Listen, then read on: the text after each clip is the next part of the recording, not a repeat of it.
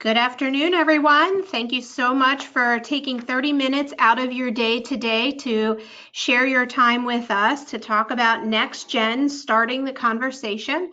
My name is Christy Weyerbach, and I have been with Stanbaugh Nest for 4 years, focused on all things people, helping clients with their people initiatives and/or challenges, and just trying to make a difference in the lives of those companies. A few housekeeping items that I'd like to review with you before we get started. We do have a chat box here at the bottom of your right-hand pane, so feel free to type in any questions that you might have. If you're having any concerns and so forth, please put it in there. I have Kaylee Peterson on here, Kaylee Engel, with us today, who is monitoring the chat box in case there are any questions, etc., that she can help facilitate with. You will also see a handout section there, which includes the copy of the PowerPoint presentation. It has my contact information, and certainly feel free to download, print it, etc., and take notes as you see fit. At the end of this session, we will be sending out a survey and would really encourage you to share your feedback with us. Tell us your thoughts, ideas, suggestions. If you have questions or if you're interested in continuing the conversation, please let us know. So with our webinar today, this topic has evolved throughout conversations that we've had over the past year and so forth. And I'm seeing more commonly the use of the word next gen. So I thought it would be helpful for us to take a moment to talk about what that means to us here at Stanbaugh Nest, because it could be interpreted or defined differently based on who you're talking with. So NextGen is not just about succession planning. I know today we're going to be touching on ownership transition and so forth, but NextGen really is so much more. It is about all things people, process, and technology. So as we look at the trends that continue to impact our organizations, whether we're focusing on the baby boomers that'll be stepping away from the workforce, or we're looking at how technology has disrupted our organizations in many ways, or even just the increased regulation that continues to impact us. There's so many things that will look differently as we move forward into the future, not only in the 1, 2, or 3 years ahead, but certainly as we're looking at decades out. Business will continue to look differently than it has in the past, or than it has, or currently looks like today. So wanted you to understand where we are coming from, the lens that we're using when we do refer to NextGen, because this is really a collection of our knowledge and insights that we've accumulated over time as we research the various industries that we're connected to, as well as meeting with companies, hearing concerns, anticipating possibly what companies need to be doing differently in the future. And again, just watching those trends that we know truly will impact our organizations. So I wanted to start with something maybe a little bit humorous, if you will, but as you look at 2030, the year 2030 is only 10 years away, a little bit more. I don't want us to wake up and say, what just happened, right? It's kind of like that roller coaster ride. You get on, you know that it's going to be fast, but when you come out of it, your hair might be a mess and you might be a little dizzy and shaken up. You may have lost a piece of jewelry or something like that. And then you're like, what in the world was that? So I believe that there will be companies who might have that same thing happen in the year 2030, where they look back and say, oh my gosh, I wish I would have done a better job of taking technology more serious, or identifying more quickly those baby boomers that will be transitioning out and stepping away from the workforce. So just like this little baby has a puzzled look on their face, I hope that all of you here today will not have that happen to you as you wake up in 2030 and realize that something just happened and caught you off guard. So in today's discussion, we are going to look at how do we begin the conversation when we may not have even had this type of discussion in our organizations before. What does that look like? How do I begin? How do I start? Because it is at times overwhelming. How do we get ownership involved and engaged in these conversations, and key leaders, as they might have an interest or be related to the discussion, how do we get them involved as well? How do we minimize risk to the organization? So as you think about the people part of the transition that's about to occur in the coming years, how do we reduce turnover? How do we retain the talent that we have and so forth? So we're going to walk through some of those, and then taking action. So what do we immediately need to do? What are the things that we can start doing, if not today, early 2020, just to prepare not only ourselves, but our organization, so we don't have that puzzled look of not knowing what happened when we wake up in 2030. So I challenge you to take a look at your core team. So who is that key leadership group? Who are those key technical individuals in your organization, whether it's part of your engineering team or part of your quality control, your financial team, your human resource and payroll team? Who is that core team? And how many of them are near retirement? Do you even know? So I had a conversation with a company a little bit ago, and they said, oh, we don't have that many that are going to be retiring. We're a younger workforce. And I'm like, oh, that's great. You're in a better position than many other companies. And they said, yeah, but well, we do have the purchasing manager, the controller, and they mentioned like 2 other people in key roles in the organization that will be retiring. And it was almost an aha moment, like, oh my gosh, I guess we do need to be thinking about this, because while there's only a few, it is critical positions. So how many within your core team are near retirement? Do you even know? And if you don't, then absolutely get a list of all employees by birth date and look at those that are 55 plus. Do you have that next generation of leaders identified? So if you're sitting here knowing that your key financial person or your quality manager or principal in your organization is nearing that retirement window, who is following in their shoes? Are they coaching that person? Are they even identified? And what potentially might be the skills, knowledge, experience, etc., that's going to be lost when that baby boomer does step away? So if you have not identified those next leaders, look internally, and if you don't have that person internally, then maybe you need to think outside at your next hire. In some cases, it won't be apple to apple. It might be an apple to orange. So the roles and responsibilities of a controller today might look largely different in a year or 2 years from now, based upon how your business evolves. So, think hard about who is currently in your organization that could be potential key leadership individuals. And if you don't have it, well, then that's an area to focus on when you do look to hire your next person. And for those who are kind of waiting in the wings, waiting for that baby boomer to retire, what are you doing to keep them? So if they feel like there's no hope that that person will be there forever, and that there's been really no communication or any information shared, they might be sitting there saying, hey, things aren't looking good here. I'm going to go someplace where I know the opportunity is going to open up sooner than what may happen here at my current company. So as you think about your top talent, those people that you cannot lose, you certainly want to be doing things today to be able to keep them excited and engaged and looking forward to the future.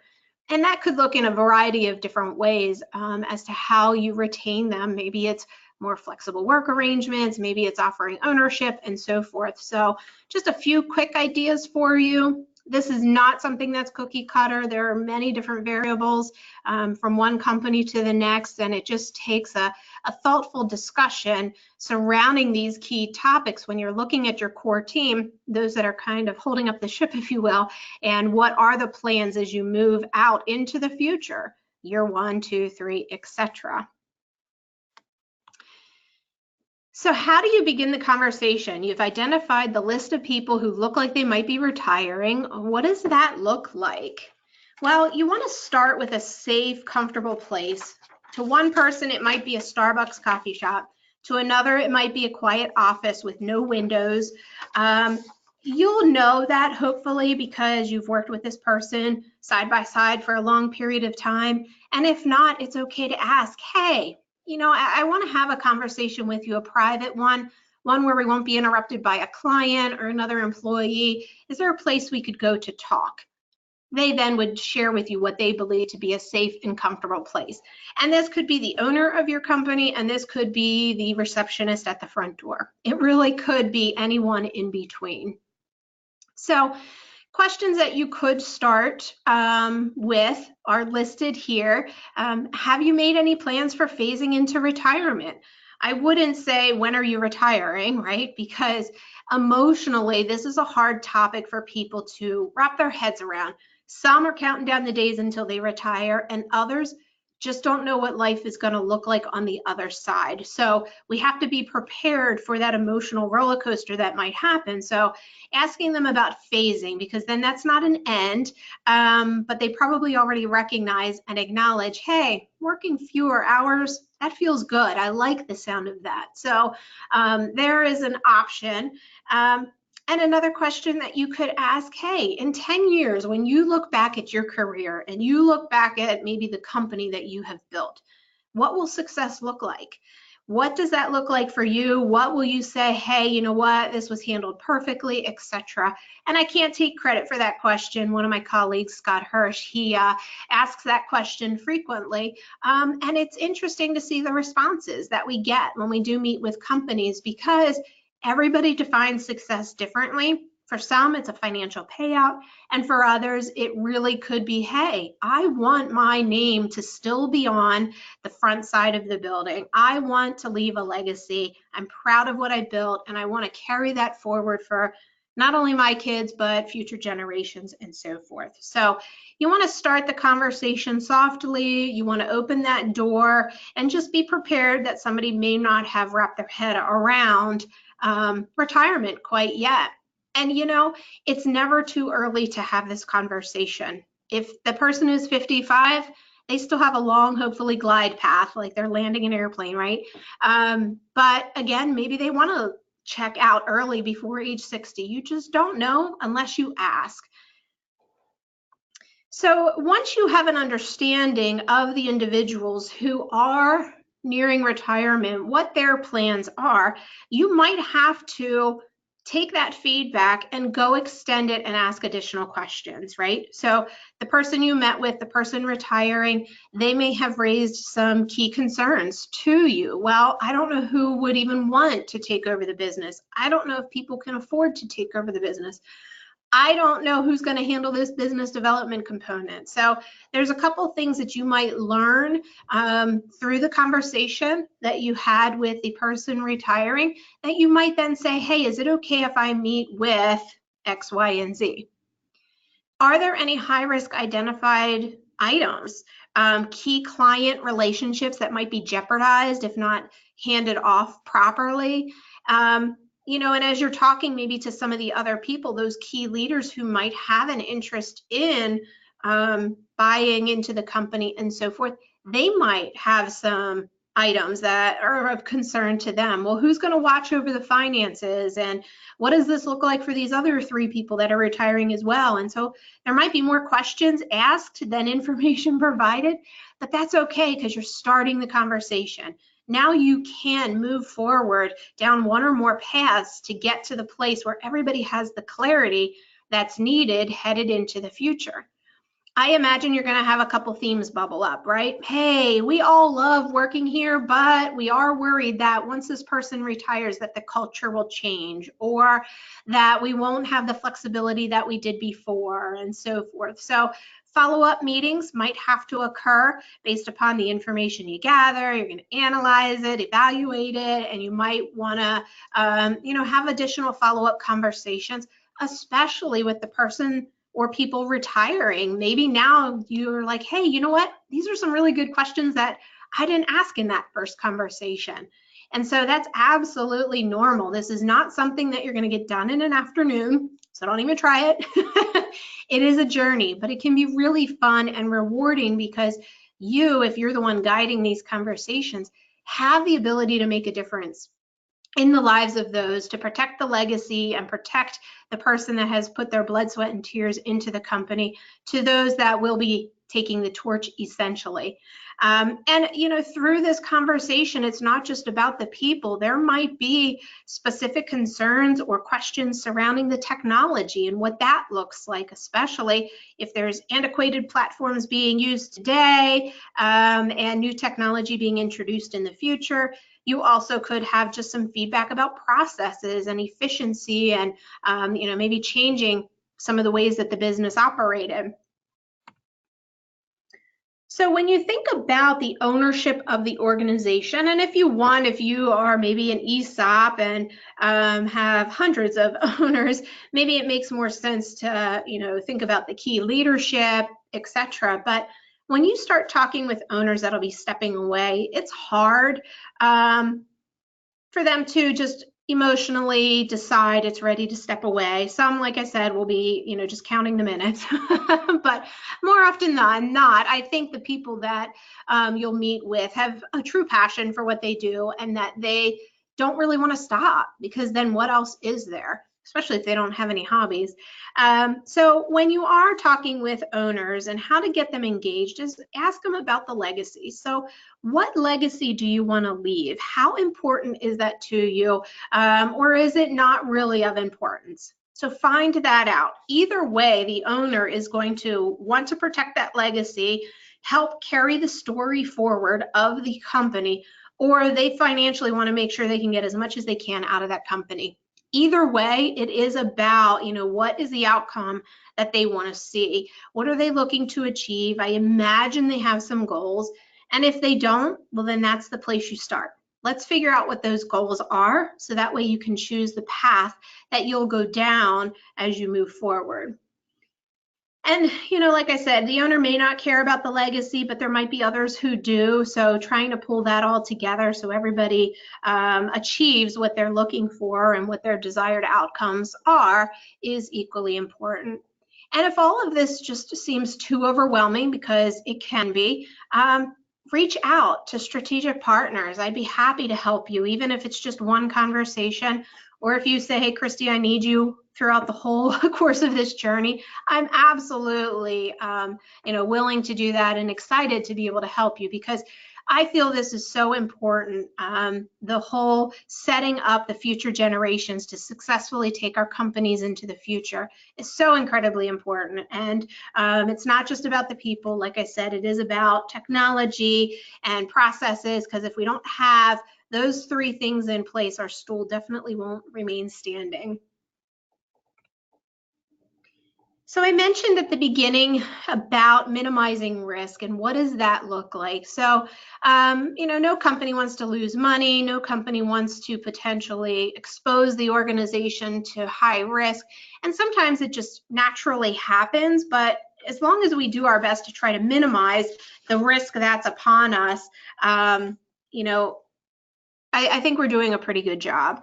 So when you think about losing top talent, if we're not on the front side of these conversations, if we're not providing communication about how important the organization views those retiring and the future work for the younger generations, people are going to step away. And right now, with the war for talent, they can easily find a job somewhere else. So what's it going to take to keep people at the organization? Stan Boness, is facing the exact same thing. We have a number of people that in the next 5 or so years will be stepping away. And so we're looking at that. Who are those people that we have to groom now, whether we teach them additional skills or we have them shadow the more senior individuals who have more knowledge and experience and insights to gain a better understanding of how they come to decisions and so forth. So it's definitely something that should be a high priority for many organizations.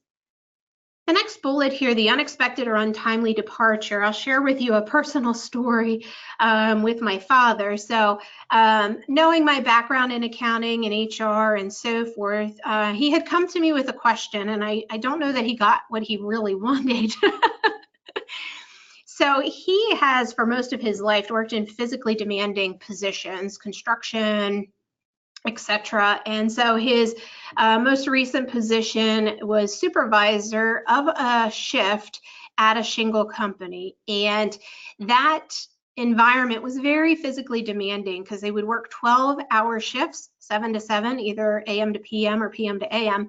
And it would be on a rotating schedule. So he'd work 3 days straight, have a couple off, work 4 days straight, maybe have 8 off. So it was never consistent as far as the sleep habits that he could have and so forth. So physically, it really wore him down. And he also last year was diagnosed with Lyme's disease. So that too played a part into what I'm going to share now. But he said to me, he texted me and said, I'm done. I think I'm just not going to go back for my 8 days off. I'm just going to quit. I'm like, Dad, you can't do that. He's like, why? I've had enough. I said, Dad, think about your peers. Think about the others that you work with. I said, if that was one of your employees, how would you feel if they just up and quit? I know, but my mind's been made up and this and that. So I had to remind him, you came to me for an opinion and you know my background. You need to give the right amount of notice. It's the right thing to do. So the shoes were on the other foot, if you will, because all my life he's been giving me advice, right? And now I had to turn that back on him. And so he did the right thing. He did give notice, not as much as I would have liked, but he did. And I think he probably just feels better overall. So the reason I'm sharing that with you is because what if one of your employees does that to you? What if they just walk out, don't come back?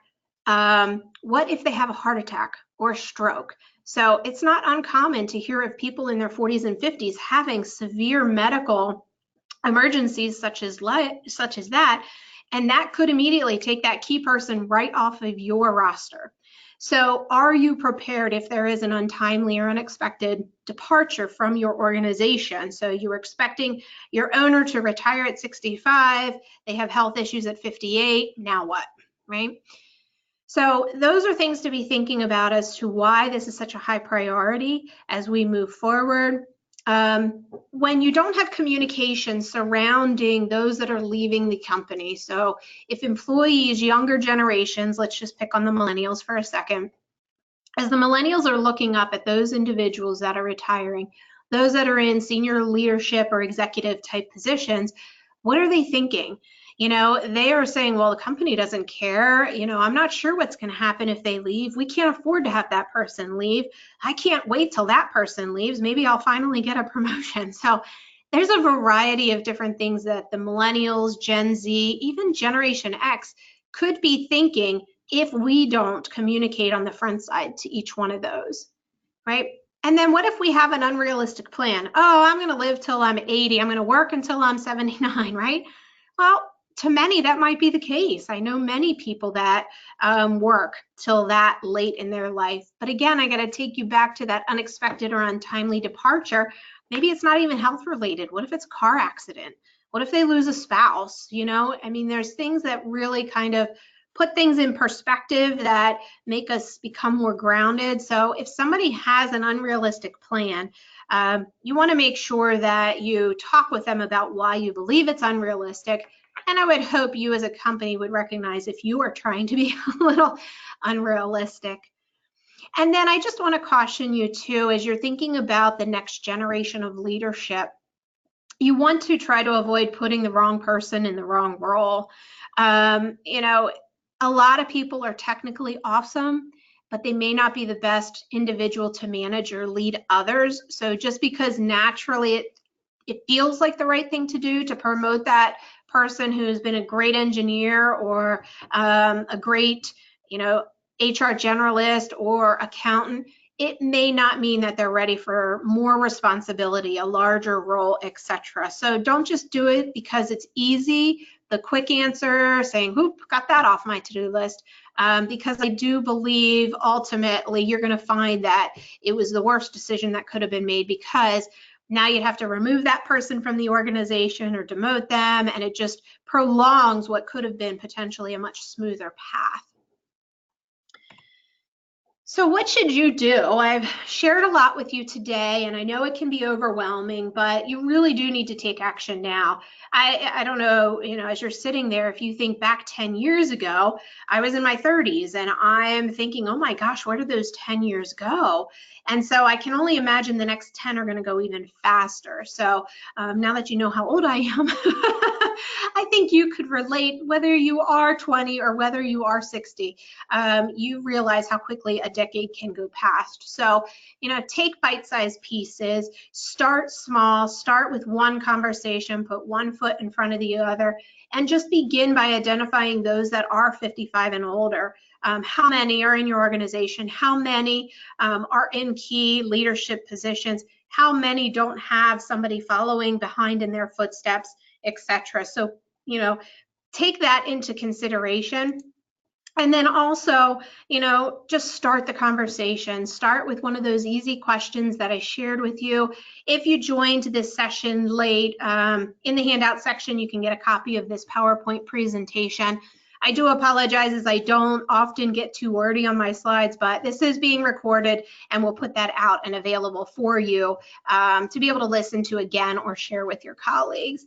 So you really want to start that conversation now. It's going to take you down any number of paths. Again, it's not cookie cutter. There's no recipe because there's so many variables from company to company and person to person. You just have to evaluate the level of risk along the way. What if we do nothing? What if we don't take action? What's that consequence? So taking a little bit of action is better than nothing at all.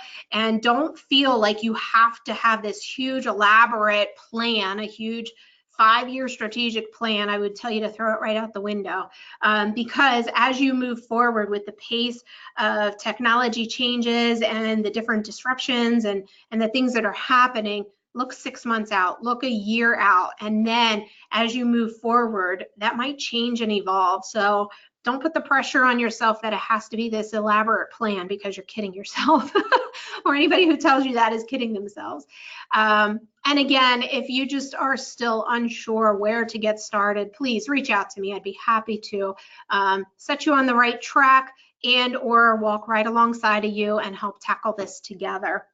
So if this webinar was of interest to you, we do have 2 more coming up in the series as we dig deeper into digital transformation and how that's impacting our organizations, as well as the workforce skills gap. So as people are stepping away, what now, might we be left with, and what developmental opportunities exist for us to focus on to get that next generation of leadership and employees along the path of career growth and development, etc. So with that being said, we have a couple minutes here that I can take some questions. If you have any, please feel free to put it in the question box or the chat box. Again, this is being recorded, so you will have an opportunity to go back and view it again on our website. We will be sending out a survey to those who joined after the beginning. That way you can give us some feedback, share any ideas, thoughts, questions that you had. And we just greatly appreciate you spending this half hour with us. We look forward to seeing you at one of our events or talking with you on another one of our upcoming webinars. They are available all on our website, so feel free to poke around. And with that said, actually I do see one question in here. Give me 1 second. What methods are available to try out transition, phantom stock, etc., others? Yeah, there are different ways that you can approach transitioning out. So some might do phantom stock, some might bonus out amounts. It really depends on the financial position of the company versus the financial position of those people that might want to buy into the organization. And without having a little bit more detail, I can't go down that bunny trail too far, but yes, there are options. It's not just a one type of scenario. Larger organizations, an ESOP might make sense. So I would encourage you to first take a look at the financial component and then look at the different options that make most sense for your organization. And if you're interested in hearing more, just put that on your survey and I'd be happy to connect with you afterwards. just ask a few follow-up questions, etc. So thank you again. Go enjoy the rest of your day, and I look forward to speaking with all of you again on the next webinar. Take care.